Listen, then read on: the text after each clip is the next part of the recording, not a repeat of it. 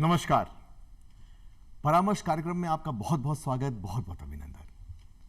हम सभी की इच्छा रहती है अच्छे स्वास्थ्य को प्राप्त करना, आनंद में रहना, ऊर्जावान रहना और अच्छे से जीवन को जीना।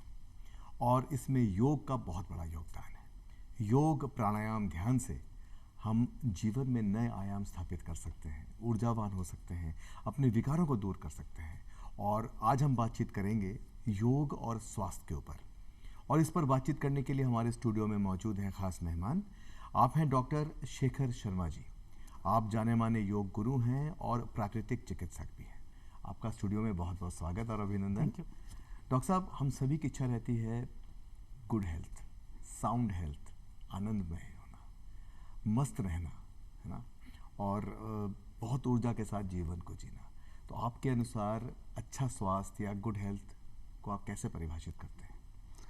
जैसे कि आपने पूछा स्वास्थ्य है, तो स्वास्थ्य को अगर हम अपने परंपरागत पद्धति से देखते हैं तो स्वास्थ्य का अर्थ है स्वयं में स्थित होना।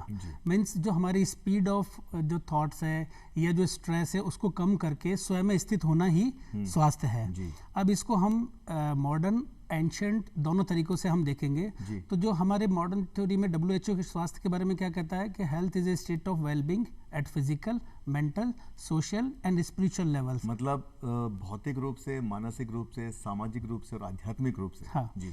उस रूप से हम अपने आप को अगर हेल्दी बनाते हैं तो वो एक टोटल हेल्थ रहती है। ऐसा नहीं है कि हमारे को कोई बीमारी नहीं है तो हम स्वस्थ हैं। उसके लिए हर लेवल पे हमारे को हेल्दी बनना होगा।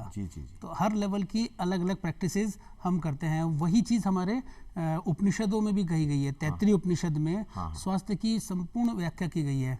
उसको अन्नमय, प्राणमय, मनोमय, विज्ञान में और आनंद में। अच्छा। जैसा आपने कहा था आनंद की स्थिति को हम कैसे प्राप्त कर सकते हैं, तो उसका हमारे शास्त्रों में पूरी तरह से उल्लेख किया गया है। और उसी की उसकी प्रैक्टिस भी बताई गई है कि अन्न में के लिए क्या प्रैक्टिसेस हैं, प्राण में के लिए क्या, मनोमय के लिए मेडिटेशन, विज्ञान में के लिए इंटेलेक्चुअल, और फिर आध्यात्मिक दृष्टि से अपने आप को किस प्रकार हम टोटल हेल्थ बना करके एक आनंद की स्थिति में जीवन यापन कर सकते हैं। बहुत अच्छी बात बताई। योग, प्राणायाम, ध्यान, ये इतने महत्वपूर्ण जो है अवयव हैं और घर घर योग पहुंचा है। माननीय प्रधानमंत्री जी के प्रयासों से विश्व योग दिवस हम मना रहे हैं। पूरे विश्वव्यापी जो है एक अभियान है। और जो योग, प्राणायाम और ध्यान है, ये किस प्रकार से सहज रूप से कोई भी एक व्यक्ति इसे ग्रहण कर सकता है, उसे आत्मसात कर सकता है और इससे लाभ ले सकता है? योग एक एज के साथ साथ, जैसे आज हमारे आश्रम व्यवस्था थी, बाल्यावस्था, युवावस्था, वृद्धावस्था। तो हमारे ब्रह्मचर्य आश्रम, गृहस्थ आश्रम, वानप्रस्थ आश्रम और संन्यास आश्रम, तो ये आश्रम व्यवस्थाएं हमारी थी। उसके आधार पर हमने योग को भी अलग अलग एज के हिसाब से बताया है कि इस एज में इस जने को ये अभ्यास करना है, इस एज में ये अभ्यास करना है। जरूरी नहीं है कि शीर्षासन हर जना करे। हम शीर्षासन अपनी उम्र की अवस्था और स्थिति को देख करके, या जो भी कोई आसन करना है वो स्थिति देख करके हम बताते हैं कि कौन सा आसन किस एज वाले को करना चाहिए। तो शुरुआत करते हैं हम लोग आसन से। हाँ। जो विभिन्न प्रकार के जो आसन हैं उन्हें कब किया जाए और किस रूप में किया जाए, जैसे आप योग गुरु हैं उनके निर्देशन में किया जाए, और ये भी आप हमें कृपया बताएं कि किन किन स्थितियों में योग को ना करें। ये आसन अष्टांग योग का तीसरा क्रम है, यम नियम के बाद आसन। अब आसन महर्षि पतंजलि जी ने पतंजलि योग सूत्र में योग को एक सिस्टमेटिक ढंग से 8 स्टेप्स में दिया। उसमें 3rd नंबर पर आता है आसन। और महर्षि पतंजलि जी ने 3 डेफिनेशन दी थी आसन करने की। स्थिरम सुखम आसनम, प्रयत्न शैथिल्या अनंत समापतिभ्याम, ततो द्वंद्वानाभिघात। इन 3 डेफिनेशंस के आधार पर हमने 6 रूल्स ऑफ आसनास बनाए।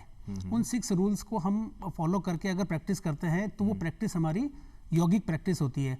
अदरवाइज बॉडी का कोई भी मूवमेंट हम करेंगे वो एक एक्सरसाइज है। उस एक्सरसाइज को योग में कन्वर्ट करने के लिए इन 6 रूल्स को हमें फॉलो करना है। पहला रूल स्लोनेस। जो कुछ भी हम अभ्यास कर रहे हैं it should be very slow. दूसरा अवेयरनेस, हमारी अभ्यास के संग, हाँ, सजगता के साथ, सजगता अभ्यास के साथ। अब अभ्यास करते समय में 4 तरह की अवेयरनेस, सजगता बताई हैं। One is pointed awareness, linear awareness, surface awareness and 3 dimensional awareness. Means total awareness उसमें समग्र रहे। अवेयरनेस, समग्रता, अभ्यास के जागृति प्रति होगी, हाँ। समग्रता। तो पॉइंटेड लीनियर सरफेस और 3 डायमेंशनल अवेयरनेस। जी, जी। तो स्लोनेस अवेयरनेस। तीसरा है synchronisation breathing with body movement. आज योग के लिए कहते हैं एक परिभाषा में कि yoga is A game of breathing. Yoga is A game of breathing. उसको हर मोमेंट को अगर हम ब्रीदिंग के साथ करते हैं तो हमारा पूरा 1 घंटे का सेशन प्राणायाम का सेशन बन जाता है। जी, जी। तो हम प्राणायाम योग के साथ साथ आसनों के साथ साथ प्राणायाम करें। अब उसमें ब्रीदिंग का क्या रूल रहे, बॉडी का कोई भी मूवमेंट ग्रेविटेशन के अपोजिट हो तो हमें स्ट्रेंथ की जरूरत पड़ती है, तो उस समय में inhale, towards gravitation force movement में एक्सेल, और कोई भी आसन की स्थिति में हम रुकते हैं तो उस समय में हमें नॉर्मल ब्रीदिंग रखना है। अच्छा, ये आपने इसको कृपया दोहराएं, इसको ये आपने बहुत महत्वपूर्ण बात बताई। बॉडी का कोई भी मूवमेंट ग्रेविटेशन गुरुत्वाकर्षण के विपरीत होता है तो हमें ताकत की आवश्यकता रहती है, स्ट्रेंथ की जरूरत होती है। उस समय हम इनहेल करें, टुवर्ड्स ग्रेविटेशन फोर्स मूवमेंट हो उसमें एक्सेल, और कोई भी पोस्चर को होल्ड करें तो हम नॉर्मल ब्रीदिंग के साथ होल्ड करें। क्योंकि आज हम एक चीज बताते हैं कि रोग क्यों हो रहा है जी। कोई भी पर्टिकुलर आसन हम जब करते हैं उसको मिनिमम 1 मिनट तक साधते हैं। किसी भी आसन को, स्थिति को 1 मिनट तक साधते हैं, जिससे कि हम पर्टिकुलर जॉइंट, मसल और ऑर्गन को एनर्जी देते हैं। हाँ। क्योंकि एनर्जी की डेफिशिएंसी के कारण ही डिसऑर्डर्स होकर डिजीजेस डेवलप होती हैं। जी। हम योगाभ्यास, विकार कहते हैं। हाँ, जिसे विकार कहते हैं। तो हम योगाभ्यास में कर क्या रहे हैं, एक स्थिति को साध करके उस पर्टिकुलर जॉइंट मसल को एनर्जी दे करके हेल्दी बना रहे हैं। जी, जी, जी। इसलिए हम 1 मिनट तक उस स्थिति में रुकें। 5वां आता है रिलैक्सेशन, एक प्रैक्टिस से दूसरी प्रैक्टिस के बीच में रिलैक्सेशन। और 6वां आता है स्थिरता। जी, हाँ, बहुत एक महत्वपूर्ण है। हाँ, इन 6 नियमों को अगर हम ध्यान में रखते हैं, रिलैक्सेशन और स्थिरता जो आपने बतलाया, ये खेल में भी इसका उपयोग बहुत है। बड़ा रोल रहता है। कूल डाउन करते हैं, कूल डाउन खेलने से पहले स्ट्रेचिंग करते हैं, हाँ। खेलते हैं और खेल के खट से घर नहीं जाते। हाँ, थोड़ा कोच साहब कहते हैं कि कूल डाउन करिए, बॉडी को नॉर्मल स्थिति में लाइए, तो वो स्थिति वो स्थिति में रहती है। तो आपने बहुत अच्छी बात बताई। किन किन स्थितियों में जो है कोई भी व्यक्ति, चाहे वो बच्चा हो, चाहे प्रौढ़ हो, चाहे कोई वृद्धजन हो, विशेषकर महिलाएं, हमारी माताएं बहनें हैं, किन किन स्थितियों में योग, प्राणायाम, ध्यान को विराम देना चाहिए, नहीं करना चाहिए? आसनों का स्थिति ऐसी है, पहले तो एक खुला वातावरण रहना चाहिए, और सबसे बढ़िया है प्रातः काल का समय। सुबह अपन फ्रेश होकर के आने के बाद सूर्योदय के पूर्व अगर अपन करते हैं ब्रह्म मुहूर्त में, तो वो एक बहुत अच्छा समय रहता है जिस समय कि हम अभ्यास अपना करें। लूज कपड़े रहें और गार्डन में करें या जिस भी रूम में करें, क्रॉस वेंटिलेटेड रूम हो, जिससे कि हमारी बॉडी को ऑक्सीजन अधिक से अधिक हमारे मिल सके। जी। आसनों से ज़्यादा जरूरी रहता है एक समय, एक निश्चित समय पे जरूर करें। जैसे किसी ने सुबह 6 बजे का समय है तो डेली 6 बजे करें, क्योंकि योग आसन जो हैं हमारे बायोलॉजिकल क्लॉक को सेट करते हैं। जी। वो क्लॉक सेट हो गई तो सब चीज़ ठीक हो गई। बिल्कुल। और भोजन के जस्ट बाद योग नहीं करें, सोने के जस्ट पहले योग नहीं करें। नहीं, भोजन के बाद भी योग कर सकते हैं। वो एक आसन है वज्रासन। वज्रासन कर सकते हैं। वज्रासन ही एक ऐसा आसन है जिसको हम भोजन करने के तुरंत बाद करते हैं। वो आपके 2-3 किलोमीटर के बराबर होता है, 15 मिनट का वज्रासन। हाँ, वज्रासन उसका एक अच्छा बेनिफिट है। वज्रासन क्यों हम करते हैं भोजन के बाद, उसकी योग शास्त्र में क्यों सलाह दी गई है कि जिस तरह से हम वज्रासन में बैठते हैं तो कुछ क्षण बाद, 2 से 3 मिनट बाद आप देखेंगे आपका राइट नॉस्ट्रल ब्रीदिंग शुरू हो जाएगा। अच्छा। जिससे सूर्य नाड़ी सक्रिय होती है। अब फूड के डाइजेशन के लिए हमारे को हीट की जरूरत रहती है, तो भोजन अगर हम वज्रासन में बैठते हैं तो हमारा भोजन, सिंपैथेटिक नर्वस सिस्टम एक्टिव होता है और इजीली भोजन हमारा पच जाता है। दूसरा, वज्रासन में बैठने से हमारा अपान, उदान और समान प्राण, शरीर में हमारे 5 प्राण आपने बताया, अपान, उदान और समान प्राण, ये तीनों प्राण जो है हमारे संतुलित हो जाते हैं। अच्छा। तो इससे हमारा वज्रासन जो है भोजन को पचाने में लाभकारी रहता है। जी जी, आपने बहुत अच्छी बात बताई डॉक्टर साहब। योग जो है उसके लिए बहुत सारे प्रयास चल रहे हैं कि कैसे उसे सहज बनाया जाए, ताकि छोटा बच्चा भी उसे ग्रहण करे, कोई हमारे बहुत ज़्यादा वृद्धजन हैं उन्हें भी वो रास आए। तो किस प्रकार से हम योग को सहज कर सकते हैं और सहज योग को आत्मसात कर सकते हैं? आत्मसात योग अपने आप में, वैसे अगर पहली परिभाषा में कहा गया है, ना हठात ना बलात्, तो अभ्यास करते समय ना हठ हो ना बल हो। अच्छा। आज योग की परिभाषा में हम सहजता को बढ़ावा देते हैं। सहज मीन्स इजीली, जितना जैसे उसमें लास्ट परिभाषा में कहा गया था ततो द्वंद्वाने विघात, means effort to do tuning with relaxation. अच्छा। हमारा जो प्रयास है, जैसे जरूरी नहीं है आज मेरी बेंडिंग बॉडी की कम है तो मैं कम बेंड करूं, जरूरी नहीं परफेक्शन पे आज मैं पहुंचूं। आज डे बाय डे इम्प्रूवमेंट हम करें, हमारी जितनी स्ट्रेचिंग की कैपेसिटी है उतनी देर हम स्ट्रेच करें, और डे बाय डे इम्प्रूवमेंट करते रहेंगे तो हमारा स्ट्रेचिंग इलास्टिसिटी बढ़ती रहेगी और हम day by day flexibility, body में लचक है वो अच्छी होनी चाहिए, वो अच्छी होनी चाहिए। जी जी। तो आपने बहुत अच्छी बात बताई। हम लोग आगे चलते हैं, बात करते हैं ध्यान की। हाँ, योग के बारे में आपने बताया, प्राणायाम जो प्राण को नए आयाम देता है, जैसे कई विकार दूर होते हैं, एनर्जी डेवलप होती है, ध्यान, और उसके बाद हम बात करेंगे प्राकृतिक चिकित्सा के ऊपर भी। तो ध्यान जो है वो मानसिक स्वास्थ्य के लिए एक बहुत ही महत्वपूर्ण एक्सरसाइज है, और क्योंकि ब्रेन सब कुछ कंट्रोल करता है, शरीर को, सब कुछ को, तो किस प्रकार से हम, एक तो ध्यान की प्रक्रिया क्या है, मेडिटेशन क्या है, धारणा और मेडिटेशन में क्या भेद है, और किस प्रकार से हम ध्यान को, क्योंकि ध्यान हमें पेशेंस भी सिखाती है, ध्यान हमें शांत रहना सिखाती है, तो किस प्रकार से हम ध्यान को अप्रोच करें ताकि जब भी हमको समय मिले हम आसन और प्राणायाम के साथ साथ ध्यान भी कर सकें। शास्त्रों में और भगवत गीता में 2 जगह कहा गया है ध्यान के बारे में। तो ध्यानम निर्विषयम मनः, मन को विषयों से रहित कर देना ही ध्यान है, ये शास्त्रों में कहा गया है। भगवत गीता में इसके लिए बहुत अच्छा एक श्लोक है, आपूर्यमाणम अचल प्रतिष्ठम समुद्रमाप प्रविशन्ति यद्वत् तद्वत् कामायं प्रविशन्ति सर्वे स शान्तिमाप्नोति न कामकामी। जब ध्यान के लिए हम सबसे पहले स्थिति में बैठते हैं तो आपूर्यमाणम अचलम प्रतिष्ठम, मीन्स हमारे जैसे शांत आंख बंद करके बैठते हैं तो थॉट्स जो हैं, मल्टीपल थॉट्स अटैक करते हैं, बहुत फास्ट थॉट्स आते हैं, तो इनडिसिप्लिन थॉट्स होता है, डिस्ट्रैक्टेड थॉट्स रहती है। तो आपूर्यमाणम अचलम प्रतिष्ठम, उसके लिए सबसे पहले ब्रेन, ब्रीथ और बॉडी। तो ब्रेन से बॉडी को जो भी मैसेजेस मिलते हैं ब्रीथ के थ्रू, तो हमारे को फर्स्ट स्टेप में क्या करना होगा, जब भी ध्यान के लिए बैठे, हाँ, अवेयरनेस ऑफ ब्रीथ, सांस की तरफ ध्यान देना है, या उस समय में हम पहले 5 मिनट अनुलोम विलोम प्राणायाम करके दोनों नॉस्ट्रल्स को बैलेंस कर लें, फिर ब्रेन से बॉडी को जो भी मैसेजेस आएंगे वो एकदम रिलैक्स्ड मैसेजेस आएंगे।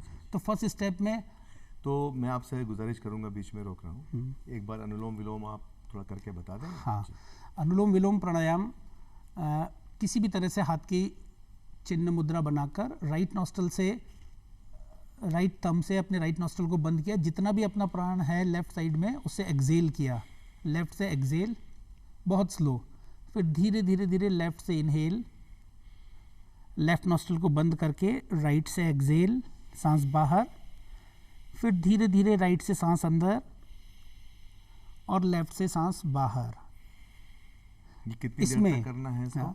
ये 5 मिनट अपन करें। इसके नियम है, जितना समय सांस लेने में लगे उससे अधिक समय सांस छोड़ने में लगाए, लगना चाहिए। जी जी जी। दूसरा, सांस लेने और छोड़ने की आवाज खुद के कानों तक ना आए, इतना कूलली करें उसको। इतना कूलली करें कि आवाज भी खुद के कानों तक नहीं आए, क्योंकि तेजी से सांस लेते हैं तो थॉट्स हमारे डिस्ट्रैक्ट होती हैं। बहुत अच्छी बात बताई आपने जी। तो सांस बहुत धीमा लेना है। तीसरा, जितना समय लगे उससे अधिक समय सांस छोड़ना है, जिधर से ले उसके अपोजिट से सांस छोड़ना है, आंखें बंद रखनी है, और क्या होता है, इमेजिनेशन रखनी है। प्रैक्टिस सेम है। मैं जैसे अभी योग की चर्चा चल रही थी और प्राणायाम की चर्चा चली, तो एक हम लोग प्रैक्टिस कराते समय में आसनास, ये सब चीजें सेम हैं। आज योग की तरफ डाइवर्ट हम क्यों होते हैं? 3 कारणों से, फिजिकल, थेरेपेटिकल और स्पिरिचुअल। आज किसी को फिजिकल लेवल पे अपने को वेट रिड्यूस करना है, प्रैक्टिस इज सेम। बिल्कुल। थेरेपेटिकली आएगा, उसको कोई बीमारी हो गई, अस्थमा हो गया, डायबिटीज हो गई, ब्लड प्रेशर हो गया, उसके लिए आता है। तीसरा एक प्रकृति होती है जिनको अपनी आध्यात्मिकता बढ़ानी है, प्रैक्टिस ये सेम है, लेकिन उस समय में हम इमेजिनेशन कैसी रखते हैं उस पे हमारे को इसके बेनिफिट मिलते हैं। जी, आपने बहुत अच्छी बात बताई। मैं ये जानना चाह रहा था आपसे कि हम किस प्रकार से एक तो निर्मल स्थिति को प्राप्त करते हैं ध्यान में, नंबर 1, और फिर जो है लोगों की यात्राएं, जो एस्ट्रल जर्नीज होती हैं, फिर जो तीसरी आंख का जो विकसित होती है ना, तो ये सारी, इस पर आप थोड़ा प्रकाश डालें। योग की परिभाषा में भी कहते हैं कि yoga is a journey from gross level to subtle, स्थूल से सूक्ष्म की ओर हमारी यात्रा। तो इस प्रक्रिया में हमारे बहुत सारी चीज़ें हमारे को, जैसे आप बता रहे, सिद्धि प्राप्त होना या हमारे को शक्ति मिल जाना या हमारे को विजुअलाइजेशंस होना, हमें उस तरफ ना रुक कर हमारे को अपने सहज मार्ग पर रहना है। हमें अपना एक सतत प्रयास जो है, हाँ, सिंपल प्रयास करना है। ध्यानम निर्विषय मना मीन्स हमारे को मन को शांत रखने की स्थिति बना के रखनी है। जो थॉट्स हैं, जैसे अपन कहते हैं ब्लड प्रेशर 120/80 रहता है, शुगर का अपन कहते हैं फास्टिंग और पीपी इतना शुगर रहना चाहिए। ऐसे ही एक दिन में हमारे माइंड के अंदर में 60,000 से लेकर 90,000 तक थॉट्स हमारी रोटेट होती हैं। अब वो थॉट्स अगर इनडिसिप्लिन हो रही हैं, डिस्ट्रैक्ट हो रही हैं, तो उन थॉट्स को कम करना ही मेडिटेशन का एम है। और वही स्ट्रेस है। स्ट्रेस को कम करेंगे हम प्राणायाम के थ्रू, और मेडिटेशन में हम अपनी स्पीड ऑफ थॉट को रिड्यूस करेंगे। अच्छा सर, इसमें एक महत्वपूर्ण सवाल लोग पूछते हैं कि कितनी देर तक ध्यान करें। ध्यान जैसे किसी की व्यक्ति की उम्र मान लीजिए 51 साल है, तो उसे एक सिटिंग में क्या 51 मिनट बैठना है, या बच्चों के लिए कितना ध्यान आप उचित मानते हैं, या प्रौढ़ जो व्यक्ति हैं, युवा के लिए कितना समय होना चाहिए? इसका मैं, meditation is not any type of process. First step में अगर अपन ध्यान, जब स्टार्टिंग में अपन बैठते हैं, तो it is not any type of process, it is a state of mind. तो हम प्राणायाम करके अपनी स्टेट ऑफ माइंड को मेंटेन रखें। और बहुत सारी ध्यान की प्रक्रिया है, किसी भी ध्यान की प्रक्रिया को अपन अपना सकते हैं। आवर्तन ध्यान है, 25 मिनट एक बार ध्यान में तो बैठें। एक बार 15 मिनट अपन ध्यान की तरफ बैठें। जब आसनास हमारे कंप्लीट हो जाए, प्राणायाम कंप्लीट हो जाए, तो हमारे को ध्यान ज़्यादा लंबे समय तक करने की आवश्यकता नहीं। 15 मिनट भी अगर हम डेली बैठेंगे तो बहुत है, तो पर्याप्त समय रहेगा। उसमें हम अपने थॉट्स को अपने कंट्रोल में ला सकते हैं, डिसिप्लिन में ला सकते हैं। बहुत अच्छी बात बताई।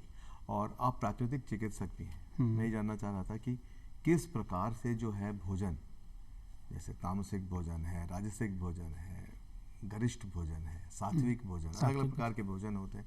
हमारी जो फूड हैबिट्स है, हमारी लाइफस्टाइल जो है, वो योग को प्रभावित करती है। एक तरफ मान लीजिए हम खूब योग करें, और दूसरी तरफ हम लोग जो है खूब इस प्रकार का भोजन खाएं जो बहुत ही एसिडिक है, या जो है गैस प्रोड्यूस करती हो, या इस प्रकार से जो है शरीर के लिए हानिकारक हो। तो किस प्रकार से एक तो भोजन, और फिर जो है प्रकृति और उसका चिकित्सा जो है, किस प्रकार से हमें सहयोग करती है?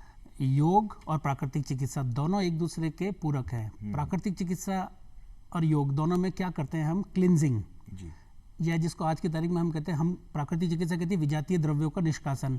और आजकल मेडिकल साइंस सब जने कह रहे हैं डिटॉक्स करो अपनी बॉडी को।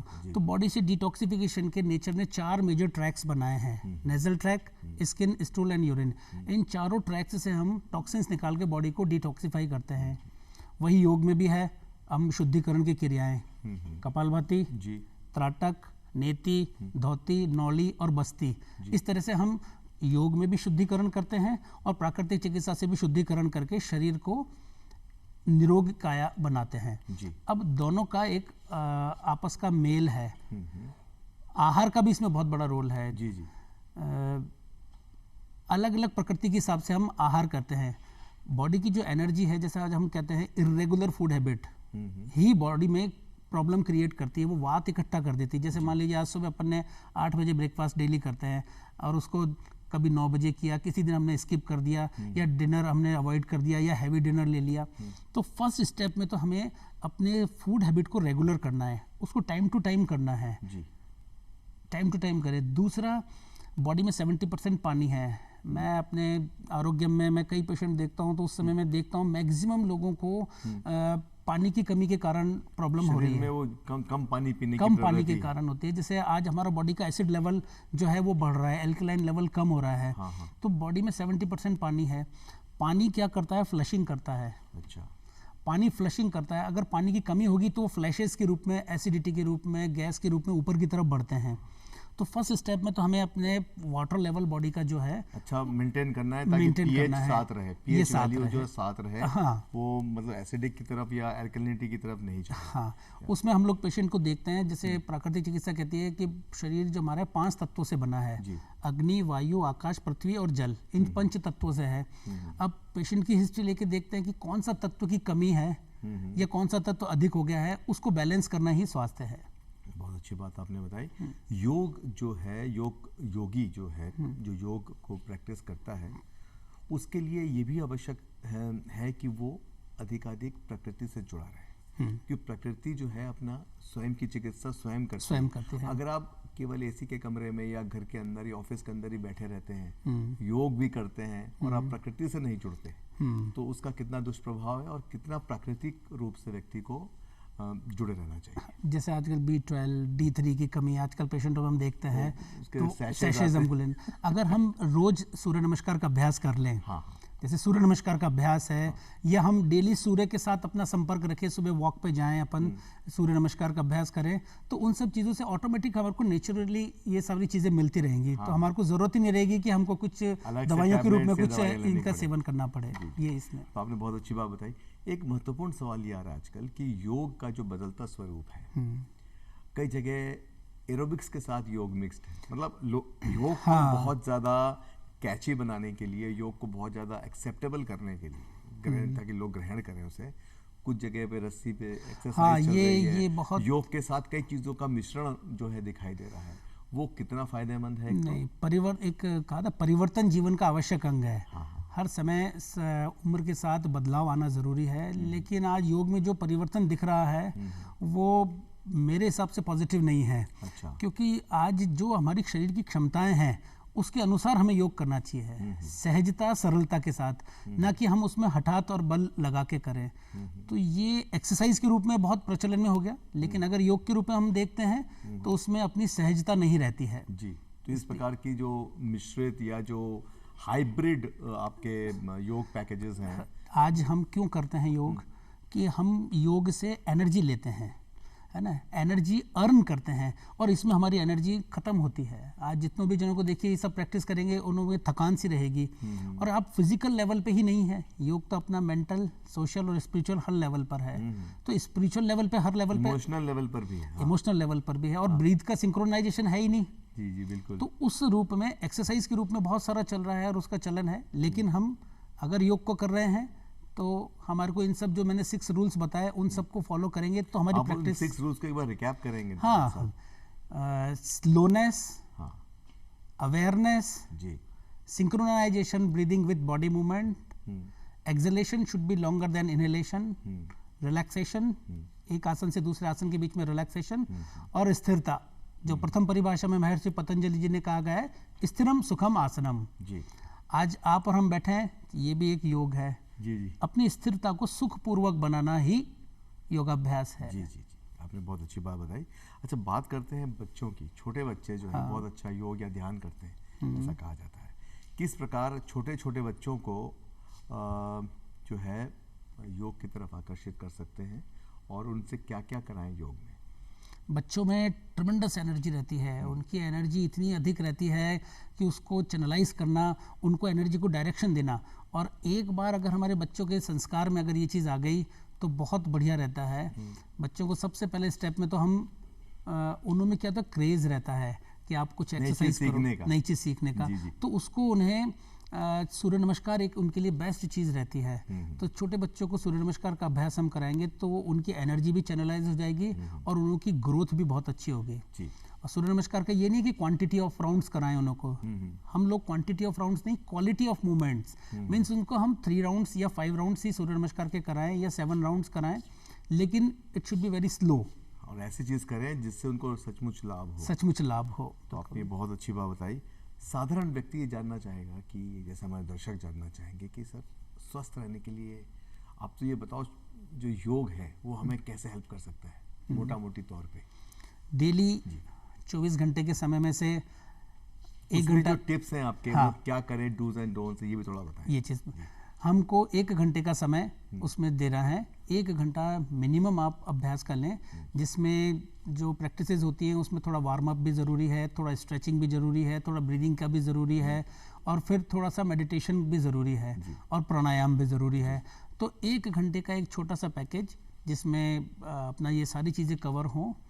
आप अपनी स्थिति के आधार पर किसी योग चिकित्सक के पास में बैठें और अपनी रोग के आधार पर वो आपका एक क्रम बना देंगे।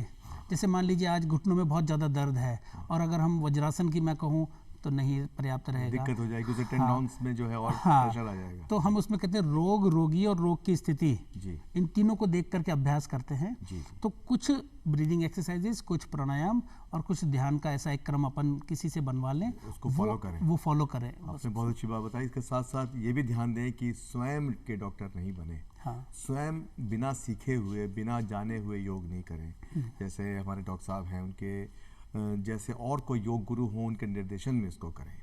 योग हमारे लिए अमृत है। योग हमें ऊर्जावान बनाएगा।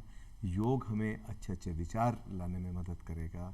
योग हमारे विकारों को दूर करके हमारी बुद्धि शक्ति को और बढ़ाएगा। नियमित योग करें, योग से जुड़ें और योग से जुड़कर नित नए आयाम स्थापित करें। इन्हीं शुभकामनाओं के साथ नमस्कार। नमस्कार।